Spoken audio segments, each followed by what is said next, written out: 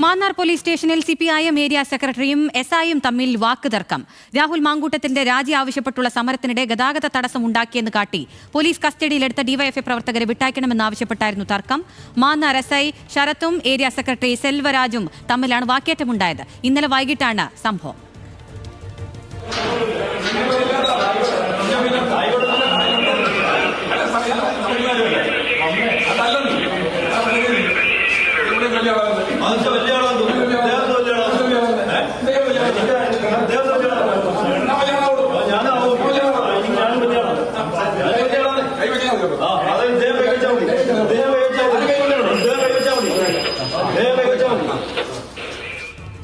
മനീഷ് മാത്യുവിന്റെ വിവരങ്ങളുമായി. മനീഷ്, ശക്തമായൊരു വാഗ്വാദം തന്നെ അവിടെ നടന്നിട്ടുണ്ട്.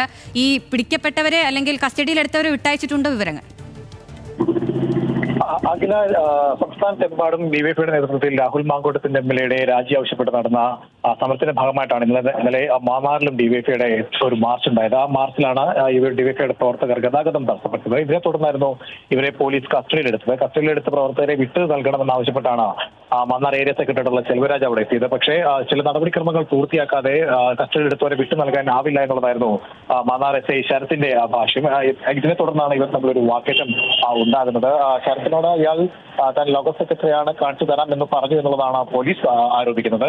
എന്നാൽ ഇത് സംബന്ധിച്ച് ഈ കസ്റ്റഡിയിലെടുത്ത ഡിവൈഎഫ്ഐ പ്രവർത്തകരെ നടപടിക്രമങ്ങൾ പൂർത്തിയാക്കിയ ശേഷം വിട്ടയച്ചിരുന്നു. പക്ഷേ എത്തിയപ്പോൾ തന്നെ വിട്ടയക്കാൻ കഴിയില്ല എന്ന് അറിയിച്ചതാണ് ഇപ്പോഴത്തെ ഒരു പ്രകോപനത്തിന് കാരണമായതും ഇരുവരും തമ്മിൽ വാക്കേറ്റത്തിലേക്ക് കാര്യങ്ങൾ കലാശിച്ചതും. അഖില.